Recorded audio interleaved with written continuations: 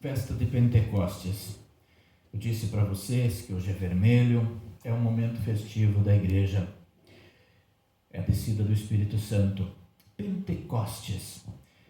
Pentecostes era uma das 3 principais festas de peregrinação do povo judeu até o santuário de Jerusalém.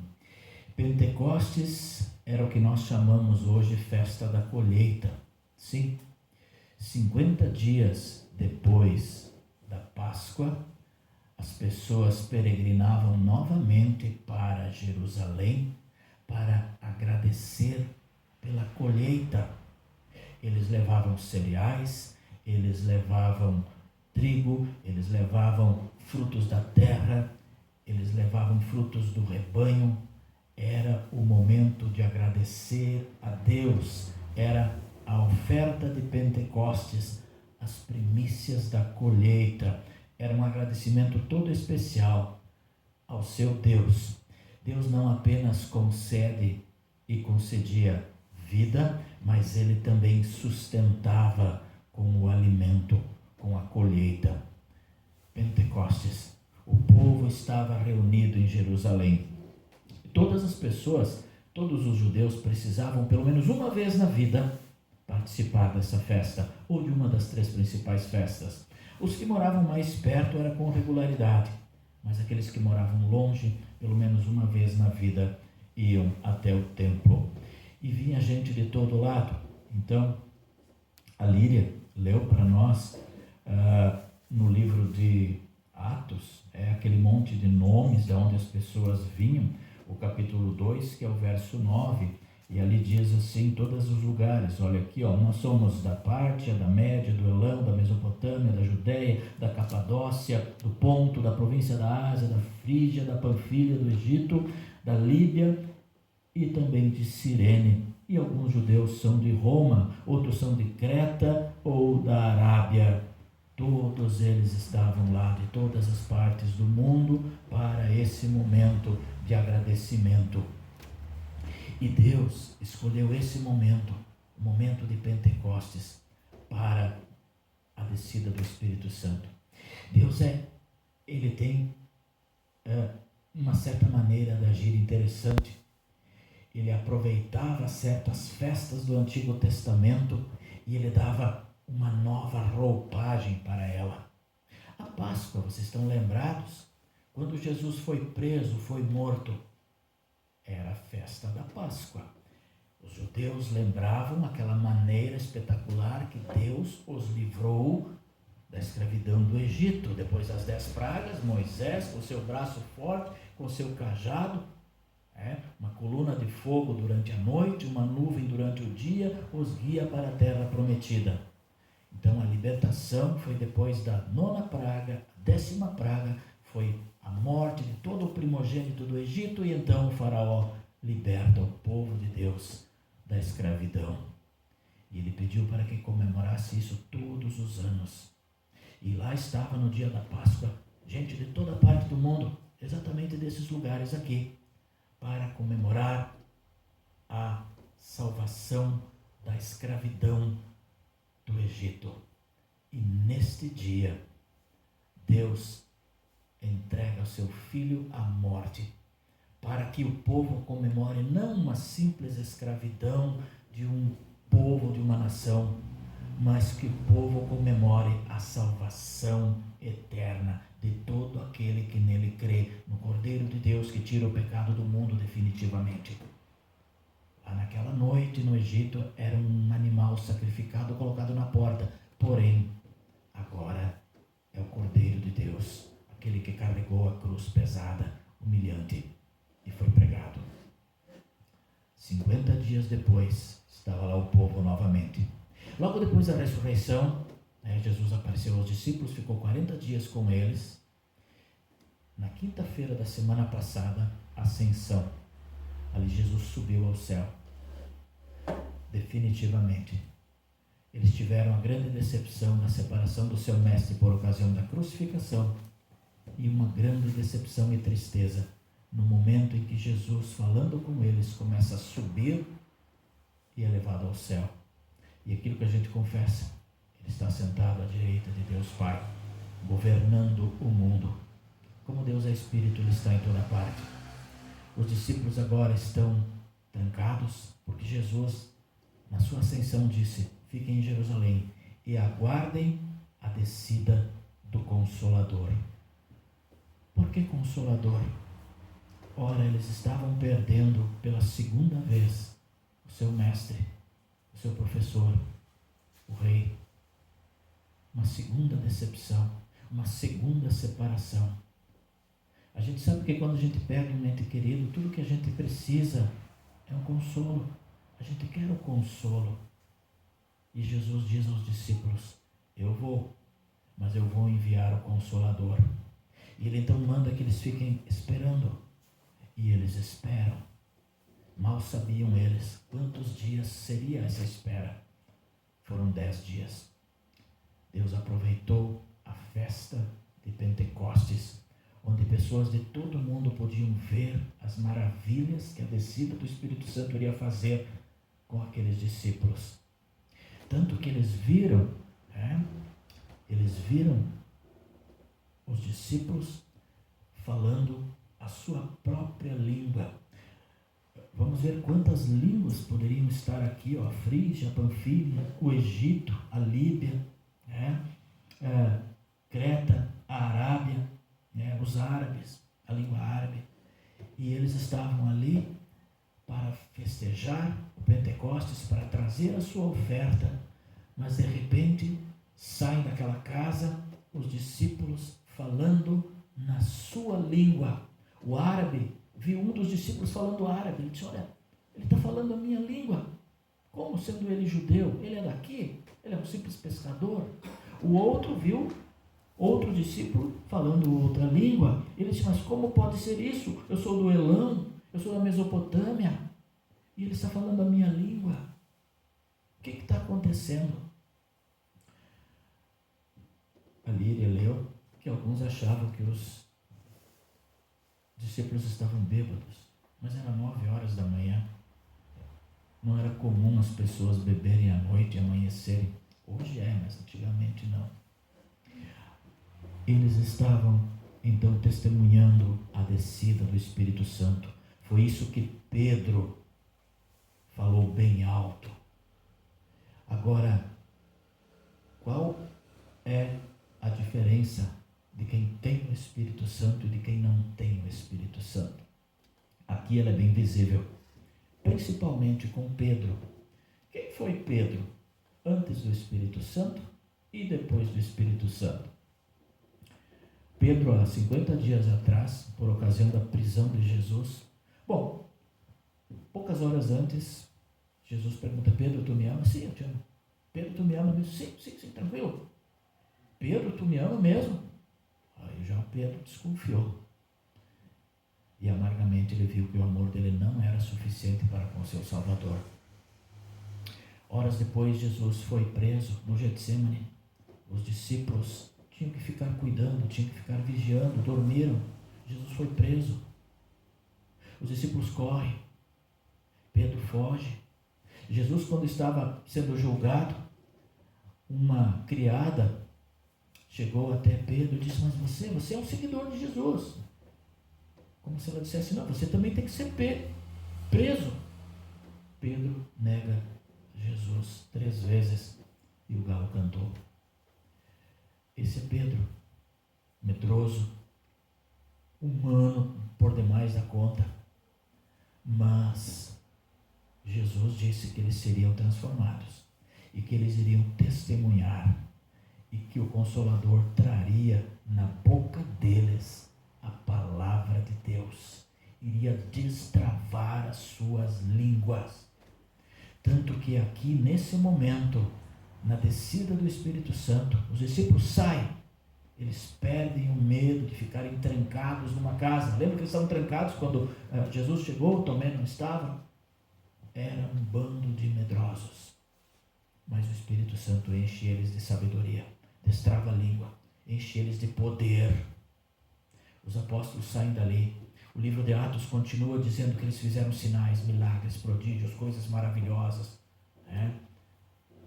Paulo depois até ressuscitou, um jovem. Endemoniados foram curados.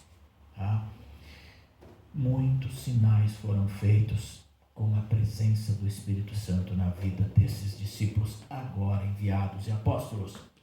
Mas a gente sabe que isso cessou. Nós cremos que esses milagres cessaram.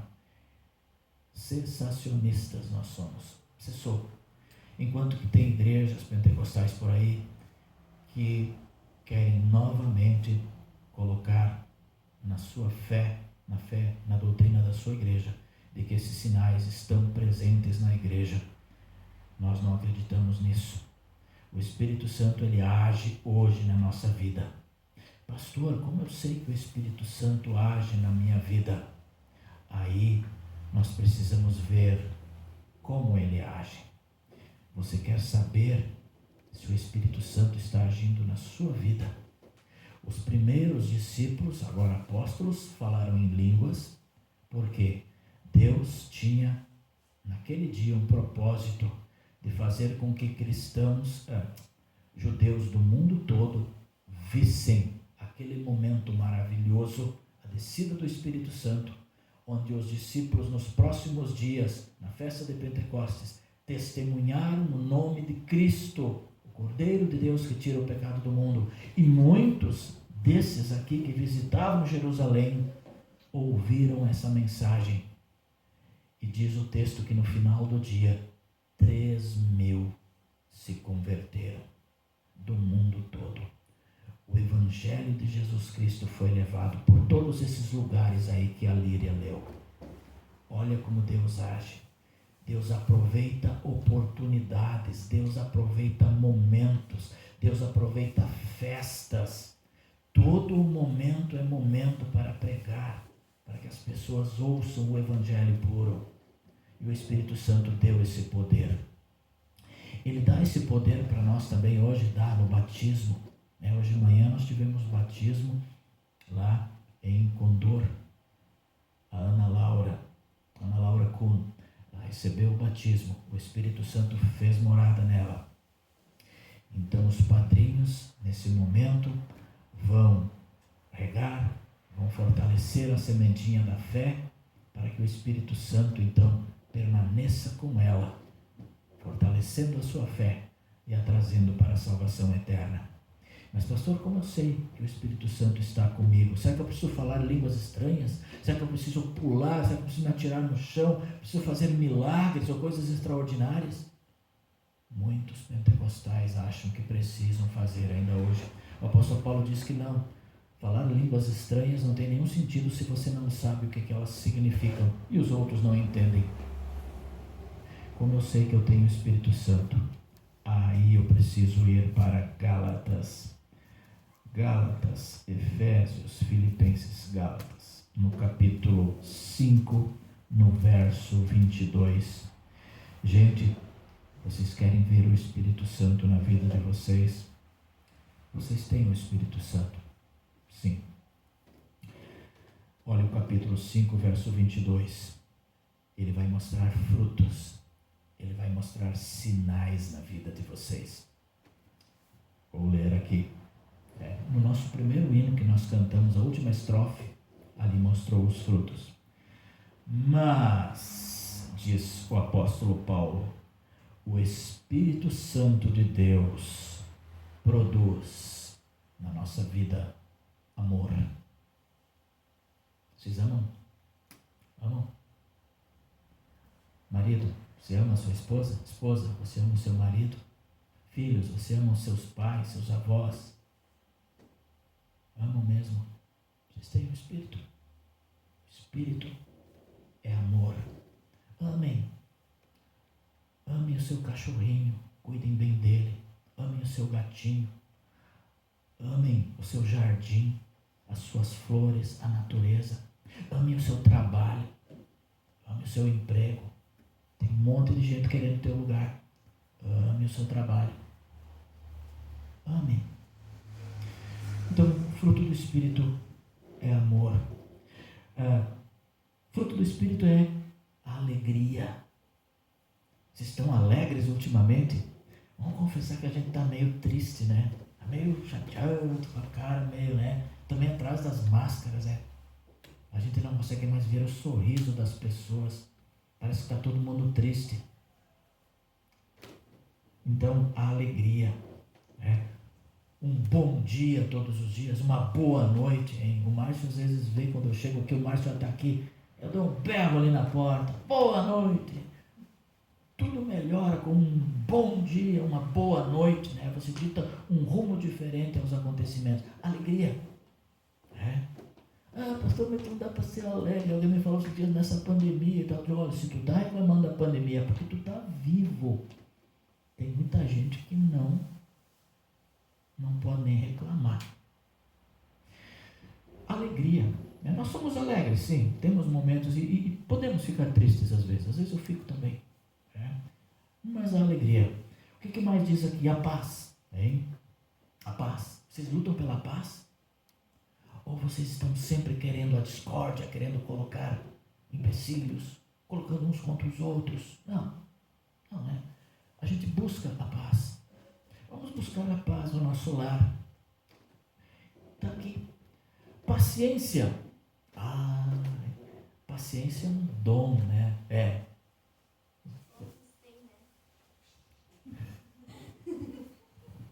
Paciência. Hein? Mas a gente tem que exercitar a paciência. Eu diria que a paciência é um músculo, né? É um músculo. Ou deixar atrofiar, né? Paciência. A gente não tem muita paciência, tem que atropelar as coisas às vezes. Tudo é para ontem. Estava no mecânico semana, chegou alguém e disse, queria arrumar aqui, para quanto que é? Para ontem. Né? Ninguém tem paciência, gente. Temos que ter paciência. Mas a gente tem. A gente tem paciência, sim. Todos nós esperamos chegar ao fim do mês, né? O 5º dia útil, alguns, né? Não tem o que fazer. E lá então a gente se alegra. A gente gosta do 5º dia útil do mês. Então a paciência, gente. Paciência. O que mais diz ali? A delicadeza. Vocês têm delicadeza? Vocês tratam os outros com delicadeza? Trato, né? Trato. Delicadeza. Simpático. Carinhosos. Amáveis. Vamos ser. É fruto do Espírito. Vamos mostrar isso. Vamos manifestar. É a melhor maneira de a gente testemunhar a nossa fé. Sendo simpático. Eu estou aprendendo a ser simpático.